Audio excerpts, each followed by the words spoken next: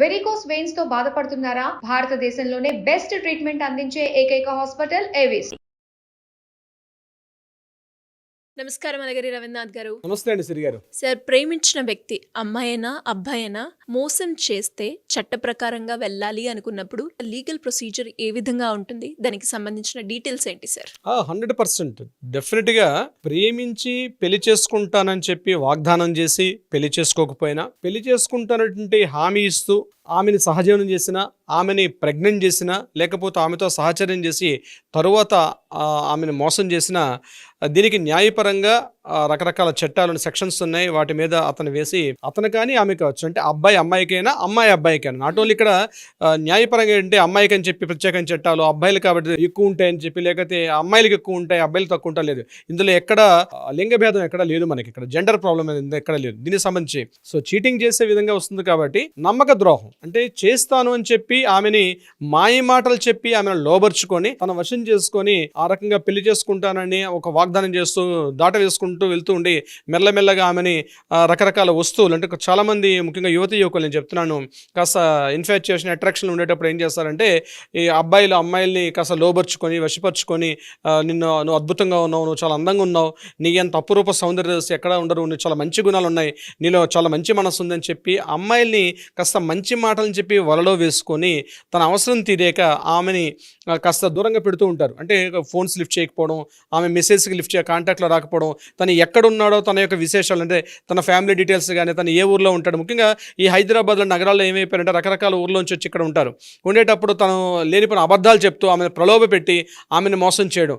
అమ్మాయిలు అబ్బాయిలు కూడా ఇదే విషయం నాటో నేను ఒక అబ్బాయిలు చెప్పట్లేదు, అమ్మాయిలు కూడా ఇలాంటి విషయాలు చేస్తూ ఉంటారు. ఆ అబ్బాయి కాస్త ఫైనాన్షియల్గా స్ట్రాంగ్గా ఉన్నాడు, సో ఆ అబ్బాయిని మెల్లగా ట్రాప్ చేసి ఆ అబ్బాయిని వశపరుచుకొని మెల్లమెల్లగా తన ఊబిలో దించుకొని మనం కలిసి మ్యారేజ్ చేసుకుందాం అని చెప్పి రకరకాలుగా ప్రలోభాలు పెట్టి ఆ అబ్బాయి దగ్గర నుంచి మెల్లమెల్లగా అమౌంట్స్ అన్ని మెల్లగా వసూలు చేసి వన్ ఫైన్ డే ఆ అబ్బాయికి ముఖం చాటేసి నువ్వు గట్టిగా మాట్లాడితే నీ మీద కేసు పెడతాను, నన్ను చీటింగ్ చేసావని, నన్ను మోసం చేసావని, లేకపోతే నన్ను రేప్ చేసావని, నన్ను రకాలుగా ఇది ఇబ్బంది పెట్టాలని చెప్పి నేనే పోలీస్ స్టేషన్కి వెళ్తానని చెప్పి అమ్మాయిల అబ్బాయిల మీద తిరగబడినటువంటి సంఘటనలు కూడా చాలా కోకోలుగా మనకు రెగ్యులర్ కనిపిస్తూ ఉంటాయి. ఈ మధ్యకాలంలో అవి ఎక్కువ అయిపోయాయి. ఈ మధ్యకాలంలో చాలా ఎక్కువ అయిపోయాయి. అంటే మహిళలకు మాకు చాలా పరంగా చట్ట ప్రకారంగా మాకు ఉన్నాయని చెప్తూ ఆ అబ్బాయిల్ని ఇంక మీరు బయట పెడితే మిమ్మల్ని తీసుకెళ్లి జైల్లో వేస్తానని చెప్పి సెలబ్రిటీల దగ్గర నుంచి కామన్ మెన్ వరకు చాలా రకాలుగా ఈ కేసులు మనం చూస్తున్నాం. సో ఇక్కడ లీగల్ సెక్షన్ 415, 416, 417 ఇంకా ప్రమాదకరంగా ఉంటుందంటే నమ్మక ద్రోహం.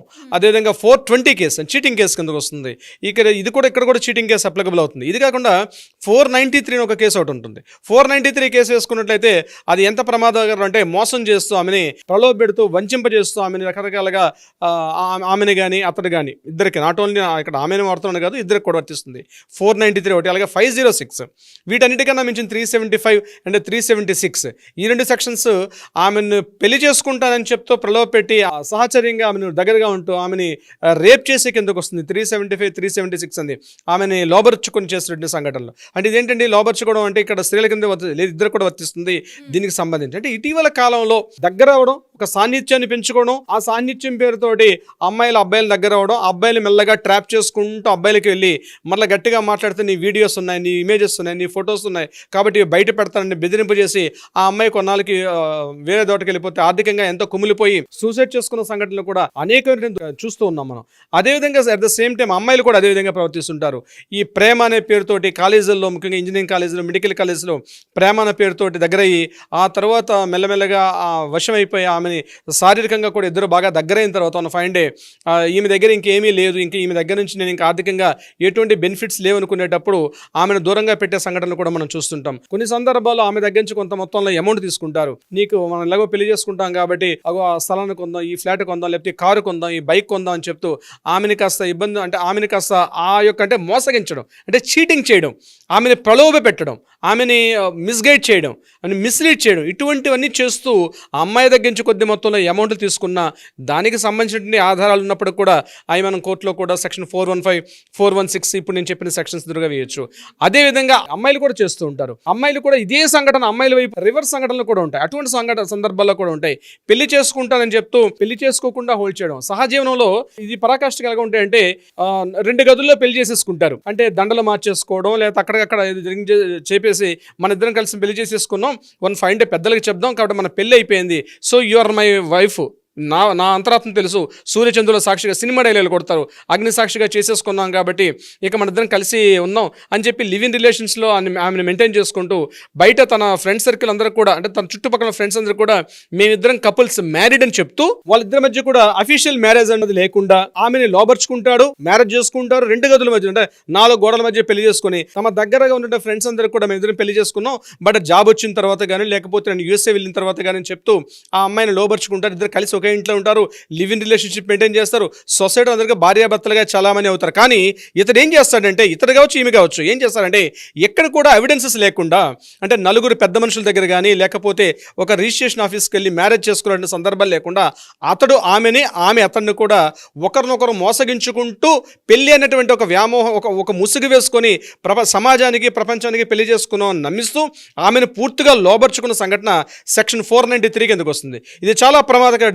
దీనికైతే 7 సంవత్సరాల నుంచి 10 ఏళ్ల దాకా శిక్ష ఉండే అవకాశం కూడా ఉంటుంది. అంటే ఆ అమ్మాయి యొక్క చేతకానితనం, అంటే ఆ అమ్మాయి యొక్క అసౌకర్యాన్ని చూస్తూ, ఆ అమ్మాయి యొక్క బేలతనాన్ని కౌంటర్లు చేసుకుంటూ, ఆ అమ్మాయికి ఎవరూ లేరు కదా, ఈమెమో నాకు చేయగలుగుతుందిలే అని చెప్పి కూడా ఆమెను మానసికంగా శారీరకంగా ఆమెని ఒక రకమైనటువంటి ఒక ట్రాన్స్లో ఆ అమ్మాయిని కంప్లీట్గా హోల్డ్ చేసి పెట్టుకుంటూ ఆమెను చేసినటువంటి విషయాలు కూడా చాలా సంఘటనలు ఇటీవల కాలంలో వస్తున్నాయి. అంటే కొన్ని పేపర్కి ఎక్కితే టీవీలో వస్తుంటే ఈ న్యూస్ జరిగిందని తెలుసుకుంటాం, కానీ టీవీలకి రాకుండా, పేపర్లకు రాకుండా, న్యూస్లోకి రాకుండా కొన్ని వందల కేసులు ఈరోజు ముఖ్యంగా ఆమె హైదరాబాద్ అంటే మహానగరాలు కావచ్చు, విజయవాడ, విశాఖపట్నం, హైదరాబాద్, గుంటూరు ఇట్లాంటి మన తెలుగు రాష్ట్రాల్లో చూసుకున్నట్లయితే వరంగల్, నిజామాబాద్ ఈ ప్రాంతాల్లో ఎక్కువగా ఇటువంటి కేసెస్ నమోదవుతున్నాయి. కొన్ని కోర్టు మెట్ల దాకా వచ్చినాయి మాత్రం 1% ఉంటుంది, కానీ 99% సొసైటీకి భయపడో, సమాజానికి భయపడో, పెద్దలకు భయపడో, బంధుమిత్రులకు భయపడో, ఈ రకంగా భయపడి వాళ్ళు బయటకు చెప్పుకోలేక తమలో తాము కుమిలిపోయి మరలా ఇంకొక స్టెప్ తీసుకోకుండా అనేక మానసిక మనోవేదనకి గురైనటువంటి వాళ్ళు కొన్ని వందల వేల మంది ఉన్నారు.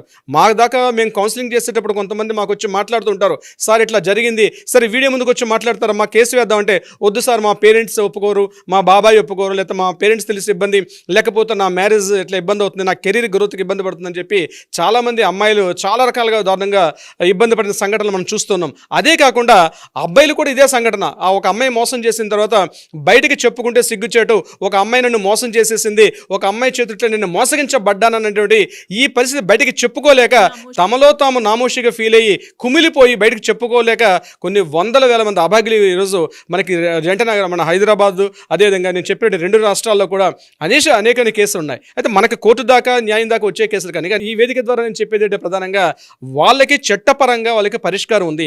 చట్టపరంగా శిక్షలు కూడా చాలా కఠినంగా ఉంటాయి. అంటే సార్ నేను ప్రూఫ్ చూపించలేను కదా, ప్రూఫ్ చూపించుకోవాల్సిన అవసరం అయితే ఉంటుంది, ఖచ్చితంగా కొన్నేది చూపించాల్సి వస్తుంది. నేను అందుకే చెప్తున్నాను, మీరు ప్రేమ అన్నటువంటి ఒక స్టెప్లోకి మీరు వెళ్తున్నారంటే డెఫినెట్గా మీ నీడే మిమ్మల్ని క్వశ్చన్ చేసే పరిస్థితి వస్తుంది. మీ జాగ్రత్తలు మీరు తీసుకోవాల్సిన అవసరం ఉంటుంది. బ్లైండ్గా ఏదో గుడ్డిగా అంటారు చూస్తారంటే, గుడ్డది చేనులో దూకినట్టుగా అతడి యొక్క అందమైన రూపాన్ని చూసో, లేకపోతే అతని జీతాన్ని చూసో, లేకపోతే ఫ్యామిలీ బ్యాక్గ్రౌండ్ చూసి మీరు మోసగించుకోవద్దు, మోసంలో పడవద్దు. అంటే మోసగించబడుతున్నాం అంటే ప్రధాన కారణం మనలో ఆ నమ్మక ద్రోహం జరిగిందంటే మనం పూర్తిగా నమ్ముతున్నాం కాబట్టి అవతల వ్యక్తి మోసం చేస్తాడు. ఆ తర్వాత లబోదిబం అని చెప్పి మాలాంటి అడ్వకేట్ దగ్గరకో లేదా పోలీస్ స్టేషన్ చుట్టూ వెళ్ళడం కన్నా బిఫోర్ మిమ్మల్ని మీరు కంట్రోల్ చేసుకోండి, ఒక అగ్రిమెంట్లోకి దిగండి. నేను అదే కూడా అంటాను, ప్రేమకి అగ్రిమెంట్ అవసరం అసలు డెఫినెట్గా అవసరం. ఎందుకంటే ఎవరు ముఖం మీద రాసి ఉండదు ఎవరు కరెక్ట్ ఎవరు రాంగ్ అని చెప్పి. మన నీడను కూడా మనం నమ్ముకోలేని స్థితిలో ఉన్నాం ఈరోజు సొసైటీలో. మన నీడే మనల్ని అదొక పెనుభూతంలో మనల్ని ఇబ్బంది పెట్టే పరిస్థితి వస్తుంది. కాబట్టి ఇటువంటి సంఘటనలో చట్టపరంగా అనేక సెక్షన్స్ ఉన్నాయి, అమ్మాయిలకు కావచ్చు అబ్బాయిలకు కావచ్చు, చట్ట ప్రకారంగా అనేక సెక్షన్స్ అయితే ఉన్నాయి. కానీ ఆ సెక్షన్లో ఆ చట్టంలో ఉన్నటువంటి ఆ న్యాయం సామాన్యుడు కూడా అందాలంటే ముందు మనకి అలర్ట్గా ఉండాలి. Prevention is the better than cure అన్నట్టుగా ముందు మనం జాగ్రత్తగా ఉండాల్సిన అవసరం ఉంది. అయినప్పుడు కూడా కొంతమంది ఇలాంటి ర్యాపులో పడినట్టయితే ముందుగా మిమ్మల్ని మీరు స్థిమితపరచుకోండి. మీరు జాగ్రత్త పడి మాలాంటి వారు అడ్వకేట్స్ ఉంటారు, దగ్గర వాళ్ళని కౌన్సిలింగ్ సెంటర్స్ ఉంటాయి, మీరు ఆశ్రయించుకోగలిగితే ప్రేమించి మోసగించబడ్డాను, పెళ్లి చేసుకుంటానని మోసం చేశాడను, లేకపోతే కొద్ది రోజులు 1 year 2 years 3 years ట్రావెల్ చేసిన తర్వాత అసలు నీ దిక్కున్న చోటు చెప్పుకో, నీ ఇష్టం ఏం చేసుకో, నువ్వు నన్ను ఏమీ చేయలేవని చెప్పి ఆమెను టార్చర్ చేసిన, నువ్వు ఈ విషయాలు బయటకు చెప్తే నిన్ను చంపేస్తానో లేకపోతే నిన్ను బెదిరింపు కాల్ చేస్తే ఇమ్మీడియట్ గా ఆ కాల్ రికార్డ్స్ ని ఇమ్మీడియట్ గా మీరు రికార్డ్ చేయండి. లేకపోతే అట్లీస్ట్ ఒక ఎవిడెన్స్ గ్యాదరించుకొని ఇమ్మీడియట్ గా, చాలా మంది ఆ విషయంలో ఉండి అందమైన జీవితం అంటే అద్భుతమైన జీవితం ఉన్న వాళ్ళు కూడా తమ కెరీర్ అక్కడే ముగించేసుకొని 4 గోడల మధ్యలో వాళ్ళ జీవితాన్ని అక్కడ సమాప్తి చేసుకోకుండా డెఫినెట్ గా ముందుకు వస్తే మాత్రం తప్పనిసరిగా న్యాయపరంగా వాళ్ళకైతే ఒక పరిష్కారం ఉంటుంది. సిరిగారు డెఫినెట్ గా సార్, చాలా మంది కూడా ఈ మధ్య కాలంలో అంటే అమ్మాయే కావచ్చు అబ్బాయే కావచ్చు ప్రేమించిన వ్యక్తి అంటే మోసం చేస్తాడా అని ఎవరు ప్రేమించరు, కానీ ప్రేమలో పడిపోయి అలాంటి సిచ్యువేషన్స్ ఎదుర్కొనే వాళ్ళు చాలా మంది ఉన్నారు. దాంట్లో కొంతమంది డిప్రెషన్, యాంగ్జైటీకి వెళ్ళిన వాళ్ళు కొందరైతే, ఇంకొందరు చాలా వైలెంట్ బిహేవియర్ అయిన వాళ్ళని కూడా మనం చూస్తున్నాం ఇప్పుడున్న ప్రజెంట్ సమాజంలో.